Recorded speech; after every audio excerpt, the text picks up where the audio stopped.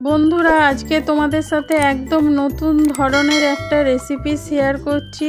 এটা আপনারা রুটি, পরোটা, ভাত যে কোনো জিনিসের সাথে খেতে পারবেন। এটা একবার বানালে মাছ মাংস খাওয়া ভুলে যাবেন, এতটাই টেস্টি।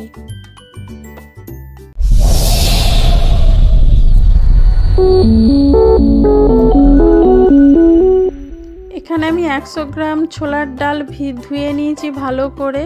এবার প্রেসার কুকারের মধ্যে আমি ডালটা দিয়ে দেবো সিদ্ধ করতে। এটা আমি শুধু নুন দিয়ে জলে সিদ্ধ করব। এর মধ্যে এখন হলুদ দেব না, শুধু নুন দিয়ে আমি একটু সিদ্ধ করে নেব। তোমরা চাইলে এখানে নুন হলুদ দিতে পারো, শুধু আমি নুন দিয়ে একটু এটা সিদ্ধ করে নিচ্ছি। আগে থেকে সিদ্ধ করা থাকলে কিন্তু রান্না করতে অনেক তাড়াতাড়ি রান্না করতে সুবিধে হবে। এখানে আমি কিছুটা সয়াবিনকে 1 বাটির মতো সয়াবিন ভিজিয়ে রেখেছি জলের মধ্যে। এবার এখানে একটা কড়া বসিয়েছি। কড়াটায় যখন ভালো করে গরম হয়ে যাবে তখন এতে সর্ষের তেল দিয়ে দেবো। তেলটা ভালো করে গরম করে নিতে হবে। এই রান্নাটা কিন্তু সর্ষের তেল দিয়েই কিন্তু করতে হবে। এবার এর মধ্যে সয়াবিনটা আমি ভেজে নেব। এর সঙ্গে আমি একটা আলু দিয়েছি, কয়েকটা আলুর টুকরোকেও আমি এর মধ্যে ভেজে নিচ্ছি। তোমরা চাইলে শুধু সয়াবিন দিয়ে কিন্তু রান্নাটা করতে পারো, কিন্তু এর মধ্যে একটু আলু দিয়ে দেখবে খুব সুন্দর লাগে খেতে। এবার নুন আর হলুদ দিয়ে আমি একটু ভালো করে ভেজে নেব। লো আঁচে কিন্তু এটা লাল লাল করে ভেজে নিতে হবে। ভাজাটা যত সুন্দর হবে কিন্তু সয়াবিন আর আলুটা খেতেও তত ভালো হবে। দেখো নুন আর হলুদ দিয়ে আমি কিন্তু একটু ভেজে নিচ্ছি। একটু সময় ধরে ভেজে নেবে যাতে আলুটা আর সয়াবিনটা কিন্তু ভালোভাবে ভাজা হয়ে যায়, কিন্তু সয়াবিনের মধ্যে যে জল জল অংশটা থাকে সেটা যাতে শুকিয়ে যায়। যত ভালো ভাজা হবে সয়াবিনটা কিন্তু খেতে ভালো লাগে। আর এটা তো পুরো মাংসর মতনই খেতে লাগে, তোমরা সবাই জানো।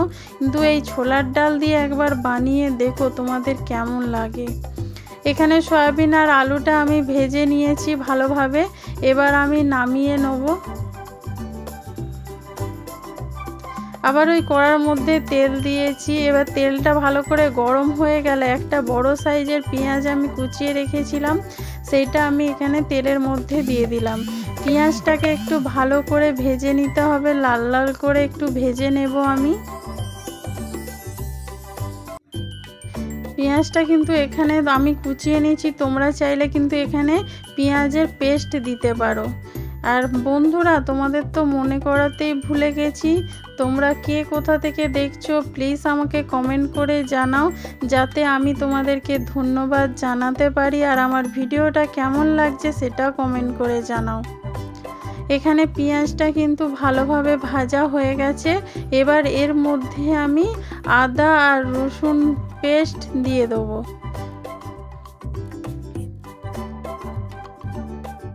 আদা রসুনের পেস্ট দিয়ে দেবো। এটা ভালো করে ভেজে নেবো আদা রসুনটাকে, যাতে আদা রসুনের যে কাঁচা গন্ধটা সেটা চলে যায়।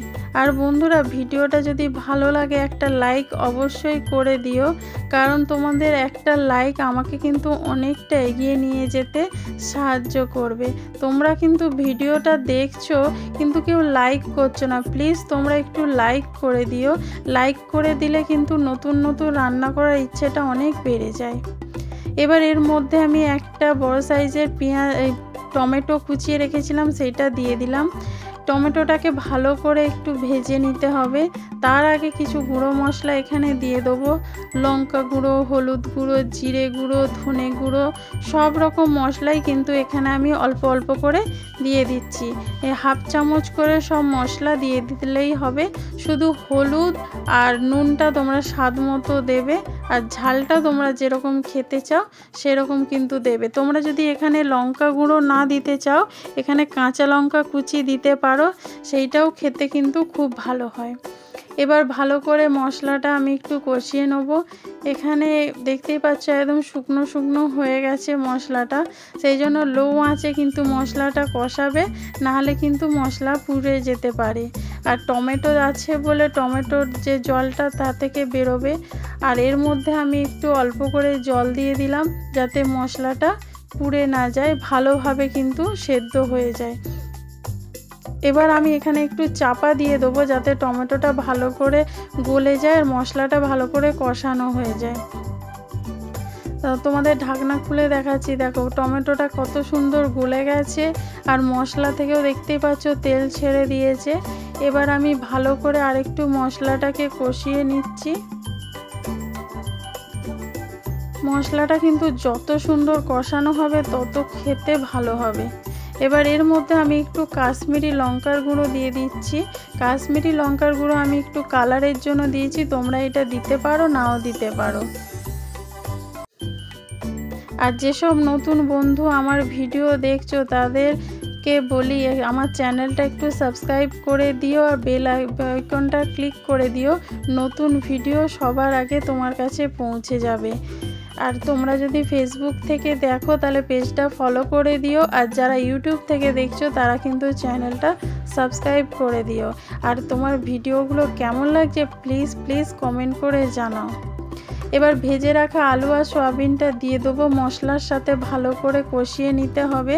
মশলার সাথে দেখবে যত কষবে তোমরা কিন্তু রান্নাটা এই কষানোর ওপরেই কিন্তু এই রান্নাটা পুরো নির্ভর করছে। যত সুন্দর কিন্তু কষানো হবে তত খেতে ভালো লাগবে।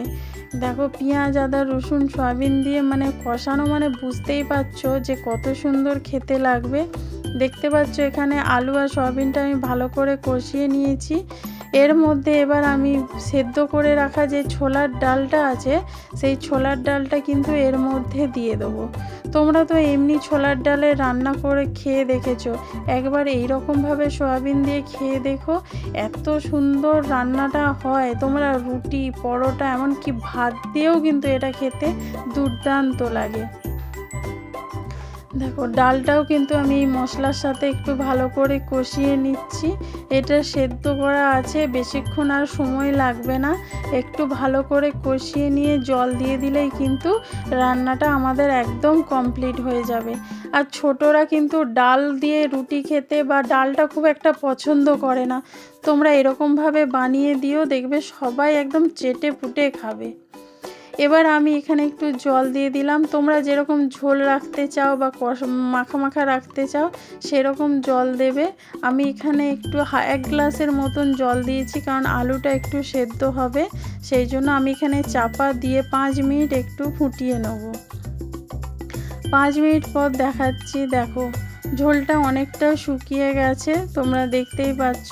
আর আমি রান্নাটা কিন্তু মিডিয়াম আঁচে করেছি। এই রান্নাটা কিন্তু একদম হাই আঁচে করবে না, তাহলে কিন্তু রান্নাটা একদম ভালো লাগবে না। লো আঁচে যত কষিয়ে কষিয়ে রান্নাটা করবে তত সুন্দর খেতে হবে।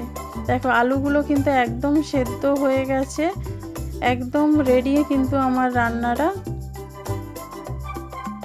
দেখো এরকমই আমি রাখবো, এর থেকে বেশি আর শুকনো করব না। দেখতেই পাচ্ছ তোমরা কালারটা কত সুন্দর এসেছে। এবার এর ওপরে আমি একটু গরম মশলা দিয়ে দিলাম, দিয়ে ভালো করে মিশিয়ে নামিয়ে নিলেই কিন্তু আমার রান্নাটা রেডি। এবার তোমরা গরম ভাতের সাথে রুটির সাথে খেতে পারো। এবার হালকা করে আমি এখানে চিনি দিলাম, যেহেতু ছোলার ডাল আছে, আমাদের বাড়ির সবাই পছন্দ করে একটু মিষ্টিটা, সেই জন্য আমি দিয়েছি। তোমরা এখানে চিনিটা না দিলেও চলবে, খেতে কিন্তু খুবই সুন্দর হবে। তোমাদের রেসিপিটা আশা করি ভালো লেগেছে। আবার তোমাদের সাথে দেখা হবে নতুন একটা রেসিপি নিয়ে। তোমাদের রেসিপিগুলো কেমন লাগছে প্লিজ কমেন্ট করে জানাও। এই রেসিপিটা যদি ভালো লেগে থাকে লাইক কমেন্ট শেয়ার করো। নতুন বন্ধু যারা দেখছো তারা চ্যানেলটা সাবস্ক্রাইব করে বেল আইকনটা ক্লিক করে দিও নতুন ভিডিও দেখার জন্যে। আর যারা ফেসবুক থেকে দেখছো তারা পেজটা ফলো করে দিও। আমার চ্যানেলটা সাপোর্ট করো, পাশে থেকো। Thank you.